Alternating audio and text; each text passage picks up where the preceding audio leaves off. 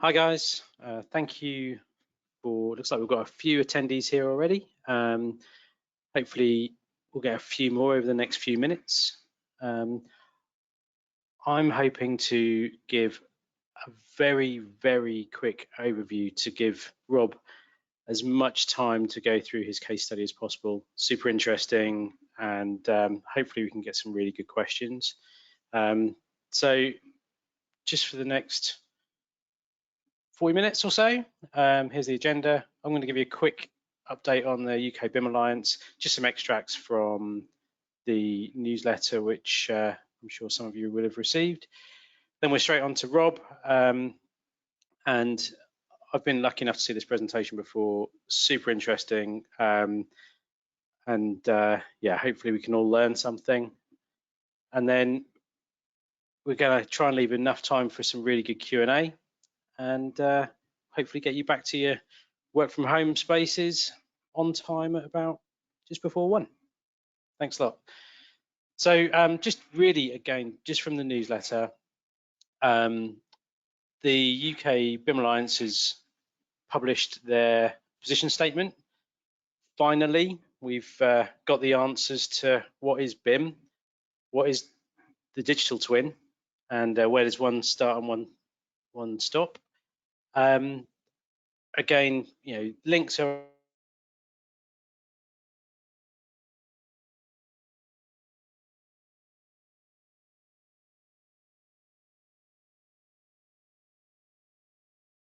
Has Carl frozen for everyone, or is it just me? Yeah, I can't hear him either. Okay. No, it looks like he's completely frozen. Carl, if you can hear us, let us know. No. Okay, so with that, maybe what we'll do is we'll go straight to you, Rob, if that's okay. So yeah, that's fine. Yeah. Let me make you presenter, and then I will take over from Carl if he's not able to come back to us. So there you go. You have the slides. You have the power even.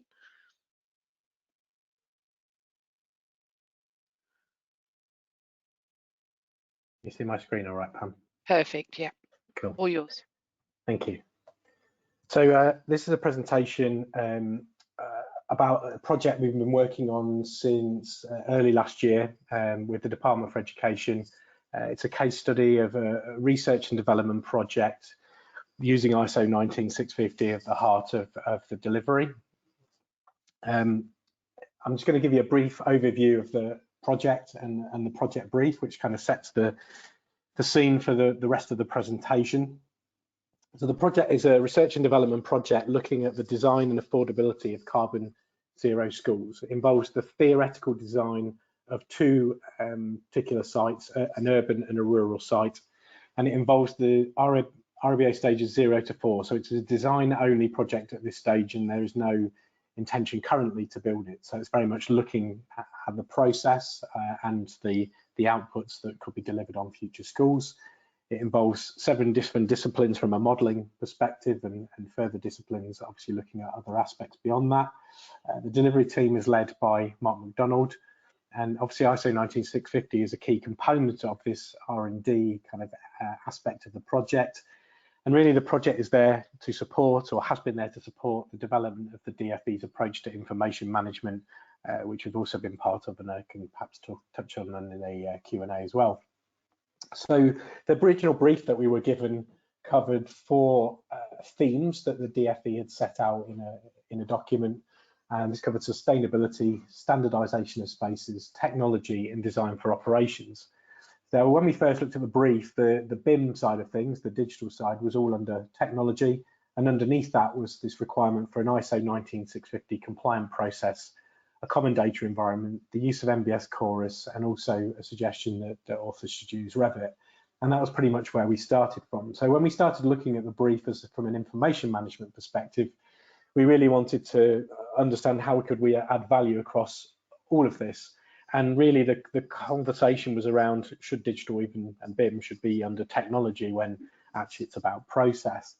So we underwent a sort of an exercise, I guess, informally in the background to think about how this would work across the whole project, and we kind of came quickly to the conclusion that information management should be kind of almost its own strand, its own theme in itself, and sit across these 4 themes.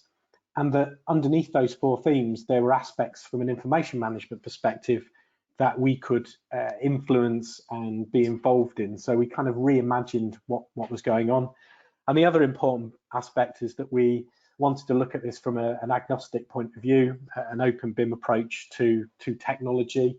That didn't mean to say we wouldn't end up with everyone using Revit, but we still wanted to take an open BIM approach to writing requirements and delivering it, particularly for the future of DFE projects, that government departments shouldn't be advocating specific software in their approach. So that was kind of our approach to looking at the brief, and I'll go through these aspects as part of the presentation.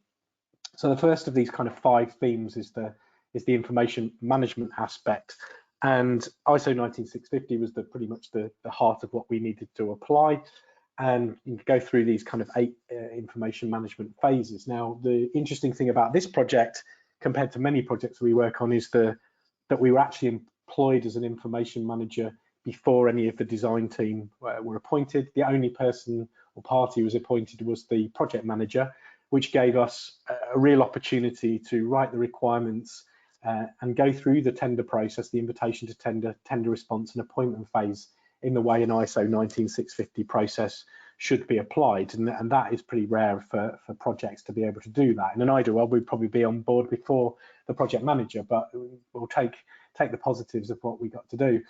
Initially, I was employed by, we were employed by the Centre for Digital Built Britain, and to work for the Department for Education to write their requirements. We were given a fairly limited time to do that. It was about 10 days to pull together a detailed set of requirements. It wasn't very lot, and we probably stretched that a little bit, and we used a bit of the delivery time to finalise it as well. But then for the rest of the project, we were employed directly by Mott MacDonald under the delivery team to be the information or carry out the information management function. Now, I would say it's unusual because it's an R&D project. Normally, you would have an information manager, I guess, or information management function carried out on both sides of the fence. We're effectively doing that on behalf of both parties and had an open dialogue and discussion with the DFE as part of this R&D project. So from a typical project delivery, it's not necessarily how you would deliver ISO 19650, but it's in the spirit and delivering a line with, you know, an appointing party and a delivery team beyond it. Obviously, beyond Mott MacDonald, who are delivering a number of services under themselves directly, were other designers. I think Alex is on the webinar from Smith & Woolwork as well, and a few others. So, you know, it is a team effort in delivering this, and the appointed parties, in this case, the designers, are key to this process. From my perspective, I was the information manager, carrying out that information management function on behalf of the delivery team and to some degree the DFE before that as well, working directly with the project managers, working with the DFE implementation manager, Janine Gabahan, and then also directly with the DFE's own project manager and beyond that, the team, the DFE's team. I was supported by an implementation manager, particularly on the Revit side of things, and between us, we helped the delivery team to work through delivering the information that the DFE had asked for. So a key part of our delivery process is this concept that we call an information hub. It's a combination of a series of technologies, 3 technologies that allow us to carry out the information management function, and it's focused on developing resources that traditionally would have been done in Excel or Word documents and created as PDFs, using a platform kind of approach to managing information. So the first part of this is Notion is a platform that we use to provide, or I guess what would traditionally been the PDF part, the Word part, and the setup and structure of this follows ISO 19650, and the image here on the right is actually a later iteration of one we used for the Gen Zero project, but kind of gives you an idea of that structure and following that process. And this is the one we set up for the Gen Zero particular project. It works on desktop, it works on mobile, and importantly as well, it can be saved as a PDF. That is important from a contractual perspective to put these things into appointments. So that was a consideration when choosing a platform. But you could replace this platform with different platforms if it was appropriate. It's more the concept and the principles that's important, and obviously the information that we require in delivering. So as part of the process, the very first process was to help the DFE write their requirements, their information requirements, obviously the exchange information requirements, supported by Project Information Standard, Project Information Production Methods and Procedures, and Reference Information and Shared Resources. And these are probably the 4 key ones. There are others beyond this, but trying to follow the ISO as much as possible and applying it accordingly. Again, this is an example of kind of one part. The BIM execution plan was part of this process as well. You can see here, treated like a traditional document with a file name, revision, status, record of issue, contents list, and then the contents themselves. But you'll also see links to other resources. So rather than regurgitating the same thing, they're cross-linked to information, and it means we don't need to repeat information. Also, as part of this process, we then have embedded tables, where tables are quite complex and need a lot of information. You can do this directly in the Notion platform, but we do this separately in Airtable as a database. And this database allows us to set out those information requirements following documentation, geometrical, alphanumerical, and so on, and also apply other processes within here, and I'll show you some of those in a little bit as well. And as part of this, the database approach is something we've been building over the last 2 or 3 years since the ISO 19650 came out, and looking at smart ways of delivering data, both in terms of defining it and ultimately producing it, and structuring this information largely around open standards or other standards that are applicable, and really building on that to deliver that. And that's what really allowed us to generate the information requirements in such a short space of time. Again, examples of some of the database showing you when data needs to be delivered against open standards, so against IFC entities and predefined types. And again, this gives us the rigor that we need to make sure that we have set out what needs to be provided by the delivery team. Again, things like nomenclature are provided in here as well, so type naming, occurrence naming, and setting that as part of the Project Information Standard, again embedded within the Information Hub. And equally, the settings for IFC, bear in mind that we may be delivering this with different authoring tools and providing that clarity about how information needs to be set up. The third part of our sort of technology stack, if you like, that forms the Information Hub is this piece of software called Whimsical Powers. It's a process diagram tool, and it's sort of expanding for other things as well, but it allows us to develop these diagrams and embed them directly in the Information Hub. The beauty of that is they're not just static JPEGs, they are live process diagrams that can be updated as we need them to be within this process. Now, as part of this, the requirements, we also set out, and we wanted to look at documentation, not just model data. We took a lot of what was in the existing BFE's documentation, and interestingly, the project manager had actually done a very similar exercise, and we merged the 2 approaches together into this database approach. The important thing here is just to use an example. This floor plans has got number 38 next to it. It defines a level of information need to some degree, the stages it needs to be delivered, and it slightly bends in this project over into responsibility matrix as well, in the responsibility is assigned against those floor plans. That then ties through into the task information delivery plan, and ultimately will tie through to the master information delivery plan. So the designer, the list here is assigned to that, and this was a custom list we developed for this project, specifically for this particular project. Here you can see that data in the master information delivery plan, which again is in a database approach. So you can see that reference delivery requirement against the information that we've provided, and you can see the deliverables that have been delivered against, or proposed to be delivered, I should say, against that. And then that information, or that delivery classification, is also embedded within the common data environment, which in this case is ASITE.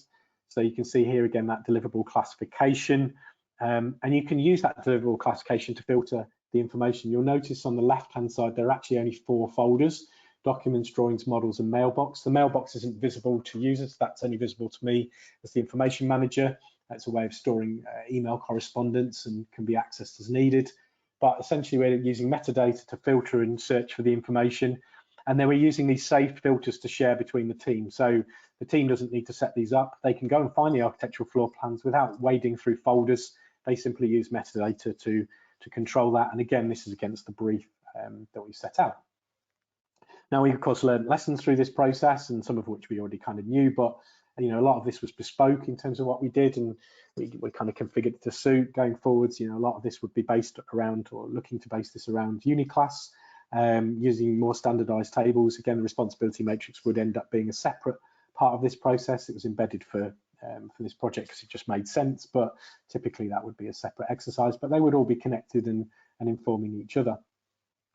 Another part of the process that we developed for the ISO process, and we had the ability to do on this, was often capability capacity assessments are done with a lead appointed party organisation, a main contractor or a designer, and we wanted to create consistency in the capability capacity assessments from all of the people, the prospective lead appointed parties tendering for this. So we created this form using the Airtable platform as a way of creating these forms, and that then automatically populates a spreadsheet when they're completed. This is just the successful designers. We collected all of the ones for all of those prospective lead appointed parties, including the unsuccessful ones, through this process, and we could gain an understanding. Now, I should say that we asked the designer specifically to answer this honestly, and we didn't score it. We only scored them filling it in or not. And it was really important to understand whether they, not that they were capable or not, but where the holes were in their experience and what they needed support on from an information management perspective. So as part of that process, those forms then that schedule creates a form.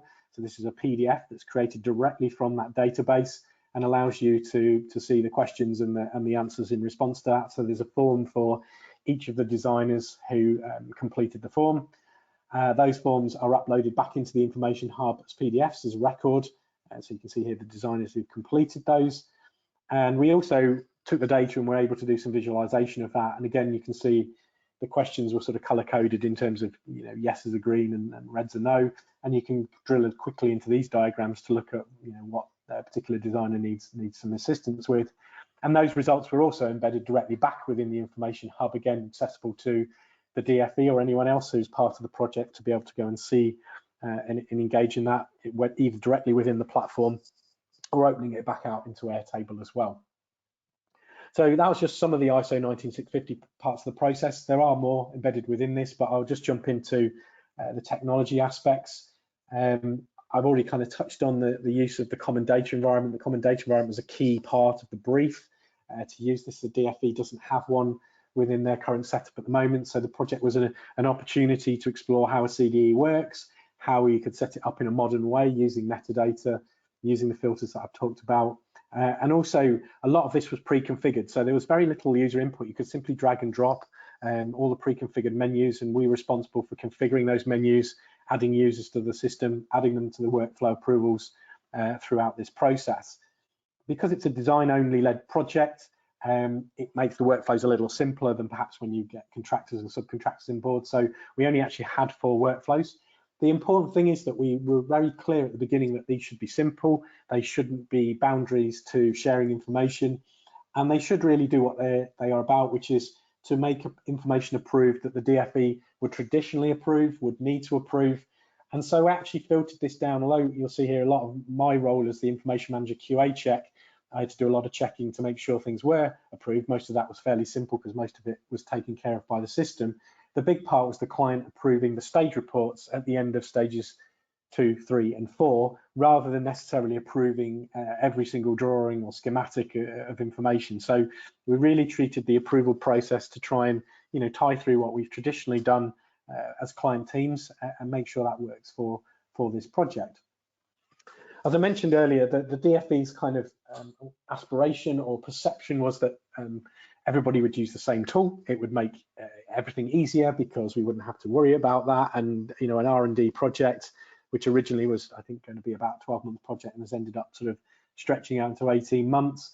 But as part of the capability process and as part of the information requirements that we wrote as part of the ISO 19650, we'd written it around open standards that allowed designers to bid, in terms of their expertise to deliver this project. And it happened that we ended up with 4 different authoring tools. So we ended up with Archicad, Revit, Bentley Open Building Designer, and also Nemetschek Vectorworks. That's what we ended up with, and it's a positive from my perspective because, as probably many of you know, I support open standards, and for me this is fairly reflective of what goes on with real project delivery, is that we very rarely have a single tool in this process.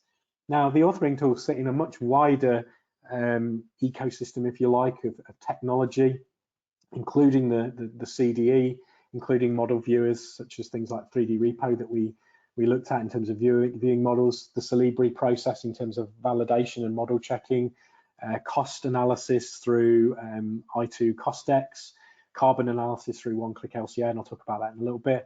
And also specification, which again I'll mention as well, but you'll see here that some of the specifications are in Chorus, some of them are actually in our information management platform. But with all of this approach, you could swap these technologies out for different technologies, you could add other technologies. Everything benefits from pretty much everything, bar the odd thing, using open standards as the mechanism to create or share data between systems. There's an awful lot of upload and download and importing and exporting. Over time, I see as a schema and data could be moved directly without this process, but you can see here that these technologies are connected by those open standards. So when we talk about IFC, we don't just talk about file save as, dump, there's a model, nice geometry, lovely, and there's a bit of data if you're lucky, and we go looking for where that data is. We're very clear about where the data needs to live. The data structure needs to be the same. So whatever discipline that is, whatever they're providing in terms of information, and whatever tools they're using needs to be consistent in terms of how we approach information. And whilst we're applying this on Gen Zero, I apply this very much to all of our projects as well. So, the 3D models were created from those federations of models from the different disciplines. As I said, there were 2 buildings, both rural and an urban site, and these were probably slightly earlier versions, but you get the idea of what we're bringing together. The geometry is lovely, but from our point of view, it's about the data. So I use one very simple example. The site name was defined as part of the setup of the project information standard, requiring all the models to provide the site name as rural. And you can see here that data is common across different disciplines, across different authoring tools that have created that. And this is obviously one very simple example. This goes much further into building stories or floors or levels, if you might want to call them, and the entities themselves, columns, beams, walls, doors, and all the M&E equipment that goes with it. So the data structure, setting it out, the requirements, setting out and delivering that is really important as part of this process. There's an awful lot of data within these models, and there's an awful lot asked for, and there's an awful lot to deliver. So it's important that we can work our way through this and make sure it's correct in this process. Schedules are a great way of delivering that. You can see here 3 different authoring, 3 different disciplines. I think all of these are actually Revit, but the data flows through into landscape architecture using different tools as well and structures. But you can see, the rigidity of what we've asked for. The naming is consistent across disciplines. The data structure is consistent. The data is in the same place. Again, you can see some of the MBS data in this as well. But model checking is important. We use that to do a lot of visual checking in schedules. It's a very quick way of doing that. But we also need standardized rules ultimately to make sure that we haven't missed anything. And we almost use these more of a secondary check rather than the primary check, because it's often very easy to spot the obvious areas that need to be fixed. We use a library of rules that we've created across many projects. Because we're using open standards, they're repeatable and reusable and reliable across multiple projects, not simply this particular project. But we've also set them up for particular projects. So the Gen Zero project, typically there isn't that much information required at the building level. In this case, we had quite a lot of data that were defined, and I'll show you a little bit of this later on as well. So here we're checking that values exist, but we're also checking values are from pick lists and that they are provided as we required. And you can see here we found a few issues that needed to be fixed through this process. On the specification side, the perception when we started this project was everyone was going to use MBS Chorus. Probably my perception was that as well, and that everyone was going to plug or connect their Revit models to that platform, and we were going to have a single project account for Chorus. Unfortunately, Chorus doesn't provide a project specific account, so the minimum you would have been able to get away with would have been 7 accounts of Chorus for the different consultants in terms of how we would have done that. The reality is that some of Chorus wasn't either cost effective, wasn't the right platform for some of these consultants from a technical perspective, and didn't necessarily make sense for a small project where they might not be using Chorus on other projects. So we actually created a solution which we provided as part of our information management sort of R&D process that we implemented on this project at no cost to the designers, so we could still deliver the specification as a cloud-based specification. What that means is the Solibri model that we've got, we can go straight from a URL to the specification clause within the information hub or Notion platform, if you want to look at it like that. The MBS Chorus URL, as we called it, is the only unique or the only additional piece of data, sorry, we added to this process. But I just, for the purposes of demonstrating this, these IFC models can be opened in any other viewer. So these were opened in BIM Collab Zoom, which the architects are using for coordination purposes, and you can still link to that specification from there. If you went and opened the IFCs in another platform, you could link directly to the specification. So it provides that linkage between the two, and that supports things like costing and the carbon analysis as well.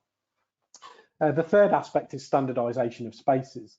So when we started this project, I knew quite a bit about schools because Bond Browne deliver a fair amount as an architectural practice, and we went and downloaded Annex SS1, which is the schedule of accommodation area data sheet, which is on the government website, and we wanted to look at how we could connect to this process.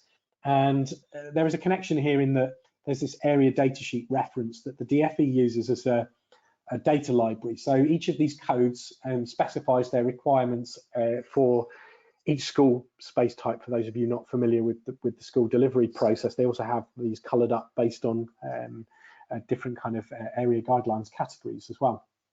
And then from that, the designer is required to complete an area data sheet process, which has on the left-hand side the requirement, and on the right-hand side has the contractor's proposals, because normally it's a delivered contractor-led projects on schools, but in this case, a design team. And we wanted to look at that process. So the first thing we did was, again, ISO 19650 process, exchange information requirements. What data do we need to deliver against those spaces?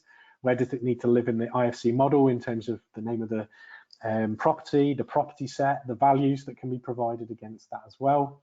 And we also looked at how that ADS code tied through to the Uniclass classification.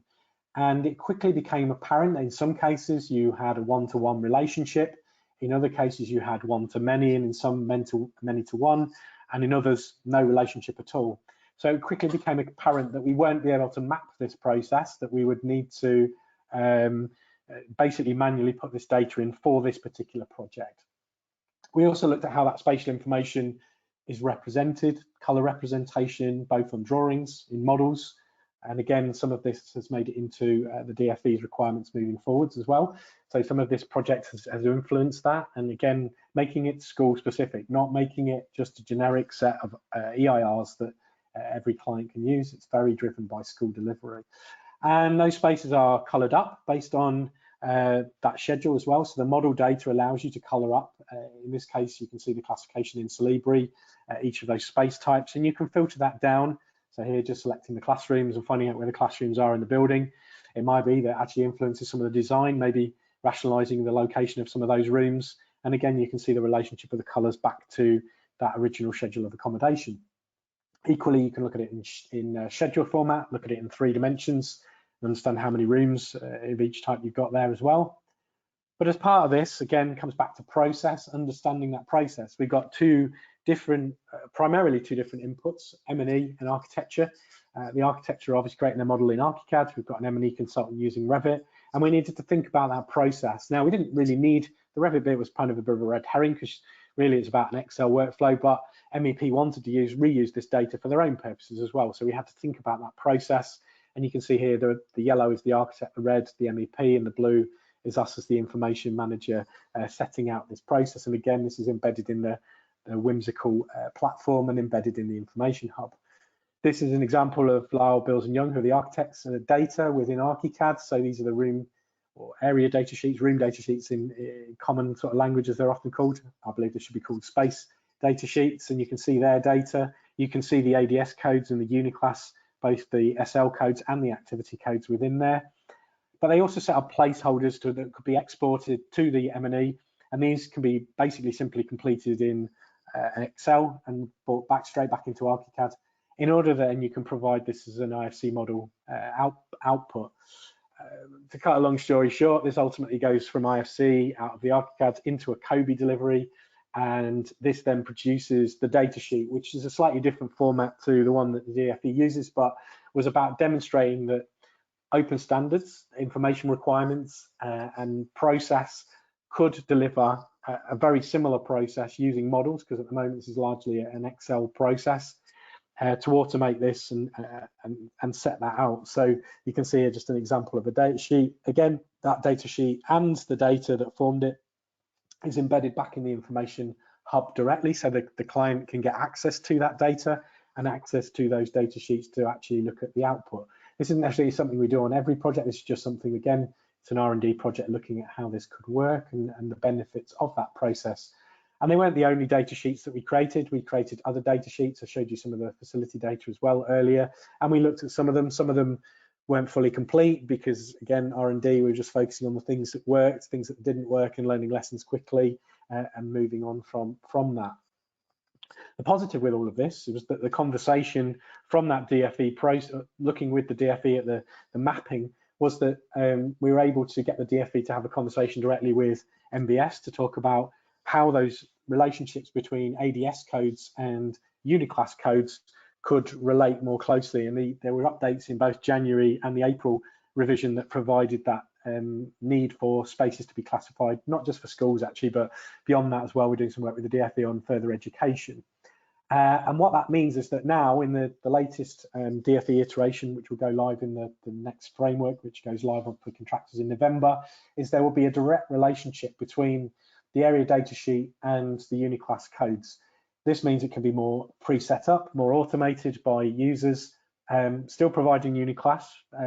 And they are both required because there's more granularity in the ADS process that you wouldn't get from the Uniclass process, but there's a much more rigid process that would allow this to be applied to new projects. So that's an R&D project. Some of this is going to be making it live into real DFE projects.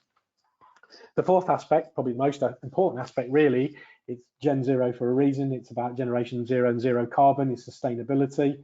So when we first got involved, Mott MacDonald were the carbon assessor. They proposed to use this one-click LCA platform, which they'd had experience of delivering directly with Revit, but we've obviously got 4 different authoring tools. So we went and looked at the website, downloaded the resources. There was a nice Solibri resource. Unfortunately, it didn't work. It was for an older version and wasn't configured necessarily for how we need it to make it work. So we had to look at alternatives to that process. What we ended up with is bringing the models together within Solibri, generating a spreadsheet of all of the data from the various models and being able to import that into the one-click LCA system. Now, as part of this process, one-click LCA has its own classification, and we had to work on some mapping to make this work. Again, in the background, we weren't necessarily going to tell authors to put another classification system into their models. We were going to figure out ways to do this without necessarily asking them to do more work. So there was some work in that from our point of view to get this to work and refine it, and sometimes we'd have to keep tweaking it and get that right, but we've kind of been through that process. Another example of that was the one-click LCA fields of data are limited in terms of what you can bring in.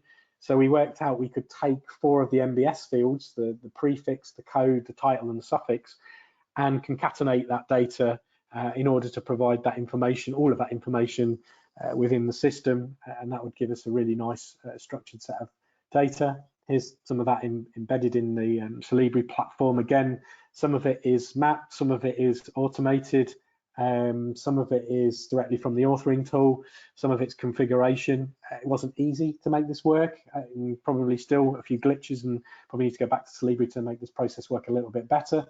But what we were able to do is take the data out of that data sheet, the Excel that we generated, and we were responsible for providing that and putting that into the one-click LCA platform. Obviously, we'd validated and checked this information, and there were some queries and making sure. I think at one point we got asked for meters squared and length, and we had to change that to volume to bring this data in. But you can see that data and where it appears directly within the one-click LCA platform.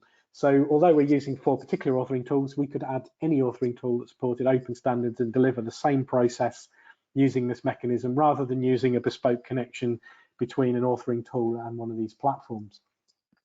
Obviously, as part of that carbon assessment, you can then use that data to do different views of that data and understand the carbon outputs, which materials are contributing to that. And I've not been involved directly in the carbon assessment process. We're there largely to provide that data to support that. And really, it's around quantities. Obviously, the platform itself, you're then adding your carbon process to that to understand how much carbon the building is actually outputting. Now, of course, in supporting that, there's one thing getting a carbon zero building, but can you afford it? So quantification and costing is a massive key part of this process to support that. And again, we worked through at the very early stages about what quantities we would need to provide.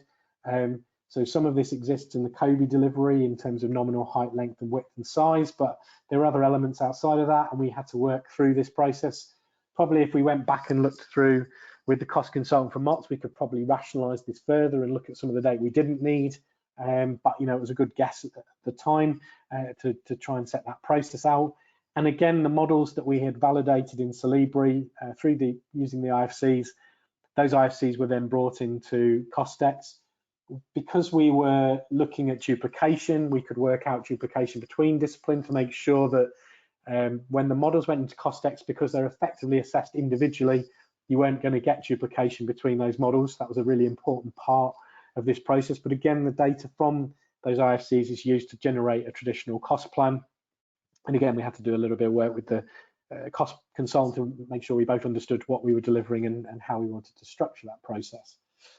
For this project, design for operations is probably the least priority, because we're not actually getting to the operational phase, but we wanted to think about that. So part of this process is fairly standard, bringing IFC models together in Solibri to generate a COBie output. Ultimately, that COBie output would be imported into a CAFM solution, or ideally would be, assuming CAFM systems are capable of doing that. We also produce a COBie quality control report to demonstrate that we've got a compliant output from that process. But the key difference here is we've then taken that data and copied it into the database, and I showed you a little bit of that earlier. So this is the COBie output. On the left-hand side, you'll see the fairly standard yellow, orange, purple and green colours.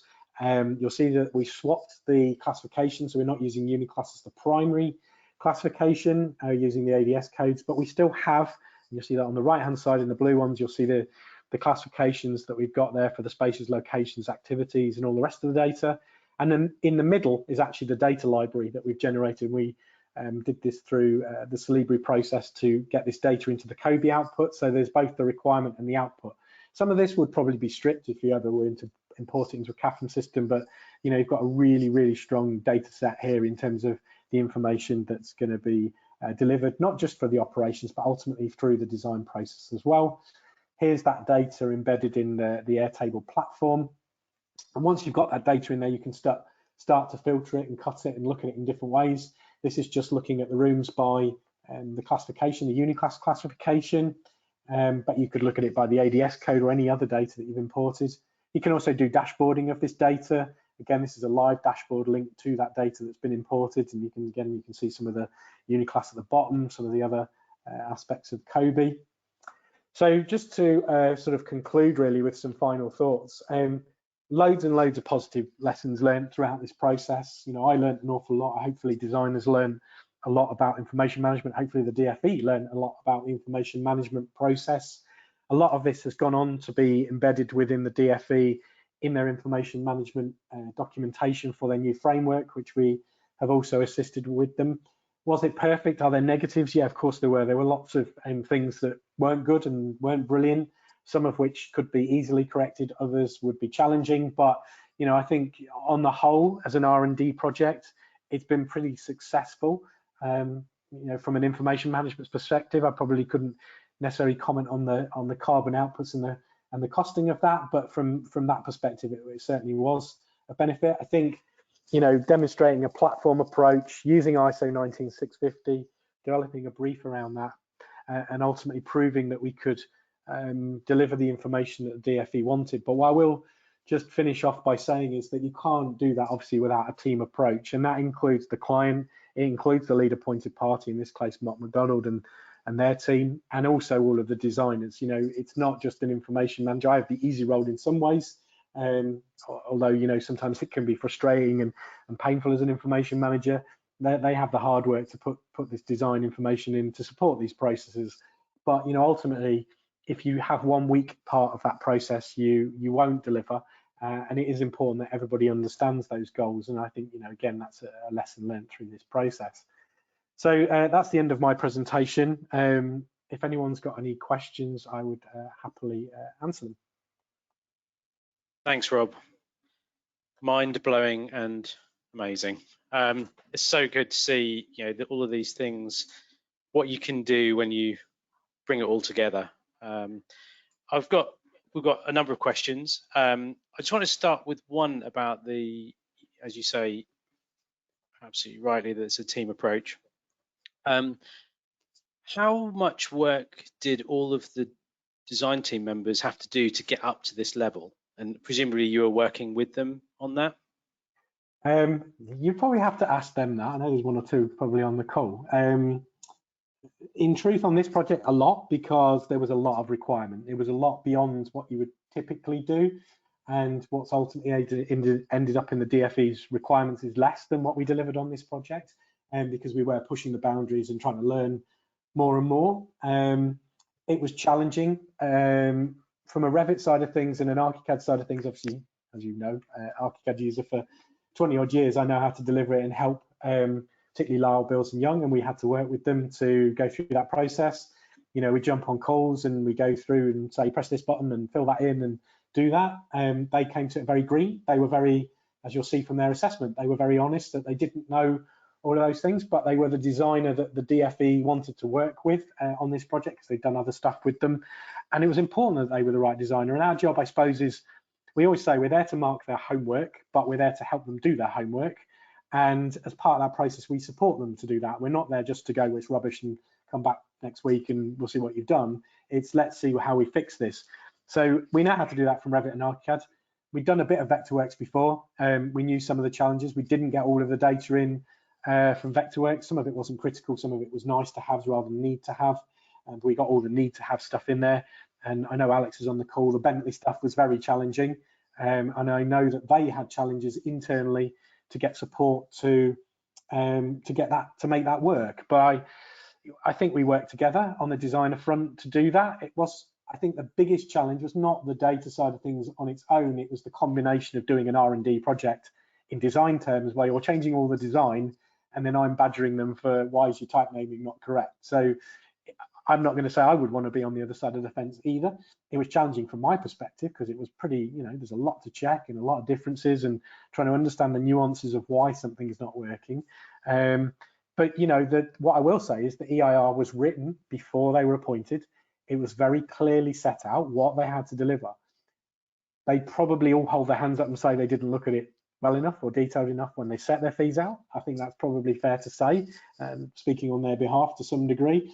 But, you know, that's the only way that you can have that fair competition. You know, others might have priced it properly, and I say properly in the kindest sense of the word. They may have looked at hard and lost out on that. But again, that assessment process is critical to making sure you get the right designers on board, and not just the ones that put a nice low price, but actually know how to deliver it and can deliver it. That's great. And I think, yeah, you're right to mention that the missing piece is so often that clear EIR. Yeah, I think we all suffer from that. And look, we're still learning with EIRs, and, you know, we know I haven't got it perfect, and I've had some feedback on stuff that's really useful, and we always appreciate that feedback. We try to be rigorous and robust with that process to give everyone clarity. And obviously this assessment, the tender process, you know, you can come back with queries and ask if you don't understand something. So it has to be the ISO process that you know, and we're seeing this often, is getting sent stuff after the fact. Is it has to be done from the start. It's led by the appointing party, the client, and that is key to making this process work properly and efficiently. That's great. I think we've got another couple of questions about level of information need, how you defined it. I guess it was you defining it in this case. To a lot on this project, yeah, because we were given 10 days and I had to rattle through and find stuff in existing documents. Where we worked hardest was on the documentation side, because we hadn't done that before, and we wanted to push this not to be just data, not just models, not just the standard stuff. We obviously had to look at that area data sheet process. We had to look at the carbon process in terms of what data was required. Quantification, I mean, looking back on it, I don't even know how we managed to do a lot of it in that timescale. Yeah, so we did bring a lot of what we'd already done to this particular project. What I will say is, for 4 months, from December to March, we've been working with the DFE on the DFE's own, you know, EIR for the framework. And to be honest, 4 months was extremely challenging to get to that. You know, it's not a 5-minute process. It's a minimum, I would say, to do it fully and properly is a 6-month process. the level of information need for the DFE stuff, I think, is really good. I think, and I'm not just saying that, the DFE put the work in to provide that information. Is it perfect? Probably not. Is it absolutely as per BSEN 17412? Probably not, but it's certainly further ahead than others have tried. And there aren't examples out there, and I'd like to think that our example is there to be used as a basis for others to then say, well, maybe we should do this, maybe we should do that. We need those examples out there to help others understand. And a level of information need for me is not just about models. It is about how much do you need in a report, at stage 2? How much do you need in a report about stage 3? And we did try to put stage report structures in as well, for that in this particular project. Probably evolved a little bit beyond that. So, it's not an easy process, and we're still learning. And I would not say we're experts in it, but we are trying to apply it as much as we can. Before anybody else asks this question, I'll ask it. So that level of information need which you've set up for here, will it become publicly available? So yeah, the DFE stuff is currently effectively going live for the technical advisor, and the technical advisor is the DFE's information manager, if you want to look at it like, and there will obviously start projects in the early design phases. It will then become live on the framework in November when contractors are finally appointed as a tender process, but it will end up on the, almost certainly end up on the DFE's website as a series of documents. They are templates. The EIR is configurable for projects as well. It's one EIR. I know people talk about different EIRs for different appointments. It's a configurable spreadsheet, but it's thought about as a database. Ultimately, can it be a database? I could probably do a whole presentation on the DFE's EIR that we did as well. So yes, it will become sort of publicly available. We're giving away probably a lot of our IP in that process, but hopefully it moves the agenda forwards. There hasn't been a publication of EIRs publicly for some time, I would say, from government departments. I know the MOJ published them in the past and a few others, but there aren't some really modern ISO 19650 resources, not documents, resources out there. And I think we need more of them to help push this agenda forwards. Yeah, I think everybody appreciates all the work that you particularly do and how publicly you make it available, because there's some seriously hard work gone into a lot of the things that you published in the past, and I think the industry is better for it. Look, and it's there to be shot at to some degree, but I would like to think that people take it, if they want to criticize it, or that they come back with positive criticism of it rather than and suggestions to how to improve it. I got a comment the other day from John Ford at Galliford Try who said, you've put these file types here and then you've repeated them, and I went, yeah, that when you're so close to a document or a resource, you forget sometimes, and it needs that secondary pair of eyes. And we would love to have, through the DFE process, had more engagement in that process to get more feedback and improve it. And I think by putting it out there, we can all learn from it. Even me, I can learn from it, and our team can learn from how to do these things better. Yeah. A couple of questions on technology, really. Did the information management platform and the database approach affect any of the choices of authoring by anybody? How did you come up with, or how did the team come up with all of the applications which were in use?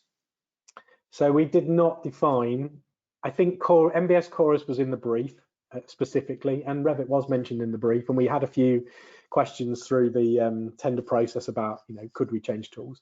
And I went, obviously the DFE were asking for my expertise. I said, look, we've built these information requirements around open standards, and therefore it's up to the designers to use. The only real caveat was we want IFC files. That was pretty much the delivery, and this is where we want the data in those IFCs. So I don't know, and I might be being unfair on something like SketchUp, but can SketchUp produce that? I have to say that obviously we were on the accepting that the tools could deliver that, and the words of the designers, and some of the designers probably hold their hands up and say, God, they didn't realize it couldn't do certain things.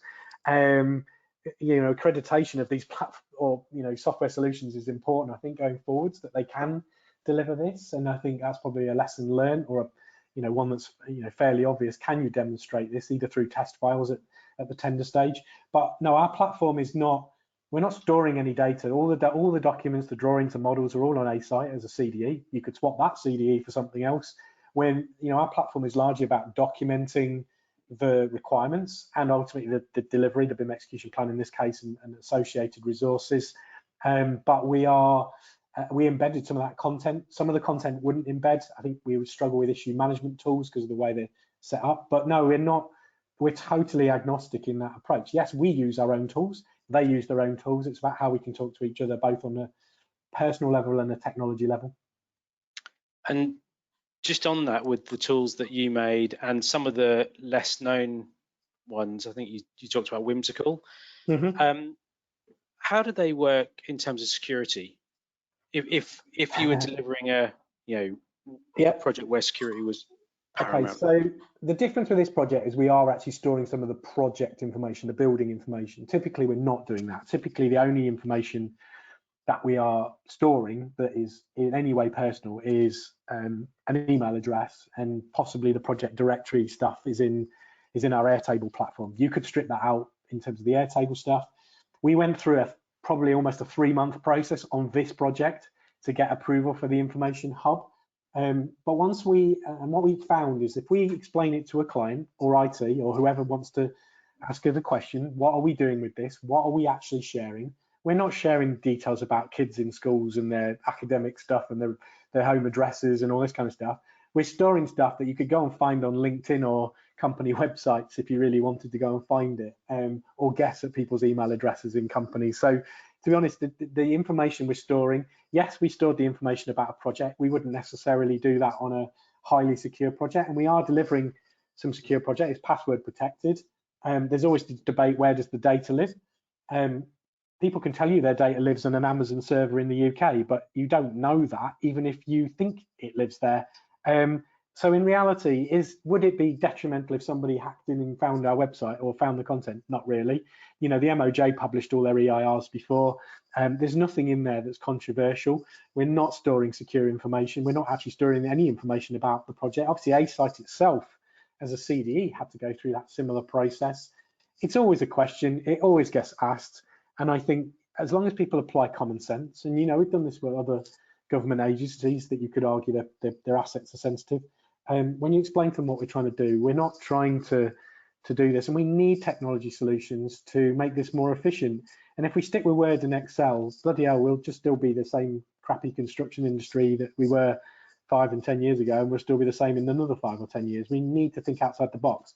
What we'll say about the tools, though, is you can swap these tools for different tools. Notion could be a different platform. The Airtable could be a different platform. Whimsical. They're just solutions to solve problems, and they're plugged together. But we might change our mind tomorrow and go and choose something else that's not Whimsical because it's better. They're low cost. They don't add cost to the project. So typically, we're talking about, for a project, £50 or £60 a month for all of that technology stack. That doesn't make our fees ridiculous, you know, by comparison. So we're always looking for those low cost stuff. Are there other solutions that are coming that might replace it? Possibly things like Mortar. There's things like Planoly as well, and other solutions that might be more thing. But we're learning, and we like the fact that we can use these non-AEC tools to find our own way. And it's about the information, not the tools. That's the really important part of this process. I mean, as I say, awesome presentation. So good to see. And maybe, you know, now that this is going to get embedded in the DFE framework, I guess many people that are watching will start seeing this and working with it, and we'll have another sort of step change in that level of delivery. Just a final point from you. What would you say is your biggest learning point on this particular one? You know, people watching, you know, we have people here who are new to the journey, and there's some pretty experienced people here. I would say probably, and some of this is obvious, and it's always the obvious stuff, I suppose, isn't it? That kind of it just reinforced, I suppose, is that the process of getting an information manager, or I know Bryn's on the call, information management function. I should use the correct term. I'm trying to use the correct terminology throughout this presentation. The information management function, whoever's carrying those roles, needs to be done right at the beginning before you even go and even think of setting a project up, to be honest. You know, writing your requirements, writing them and discussing them and agreeing them and debating them and testing them before you even think about rolling them out in a project. and before you go and appoint a project manager or a design team or a contractor, because you will get the benefit of that through no debate about what's being provided when it's being provided, and it comes down to those good, solid EIRs, whether they're basic and simple. But if you don't do that, you're often then arguing about what's got to be provided, or you're making guesses in your, whether you're a designer or an information manager, you're making guesses in your fee proposals. The ISO process is there as a process. People say, oh, I don't need to apply that. I shouldn't have to apply it. It's a process that is logical and simple when you break it down, that there is no reason not to follow it on anything, literally on anything. And I think, for me, that will ultimately create information as its own asset. Information's an asset as much as a building's an asset. And I think, we realize that with technology, our phones, and, what's the weather doing today, or where do I need to go on a map, and finding, your heating controls. You can do that in a house now, but that should be standardized. And I think it's not about technology. If there's one message to anybody, it's about information. It's about the information you need, setting it out clearly, and ultimately making sure you deliver against it. That's great. Thank you, Rob. I think that may be the first time you and I have finished a meeting on time. I don't know whose fault that is, but yeah, thanks. Thanks, guys. We'll see you at the next one.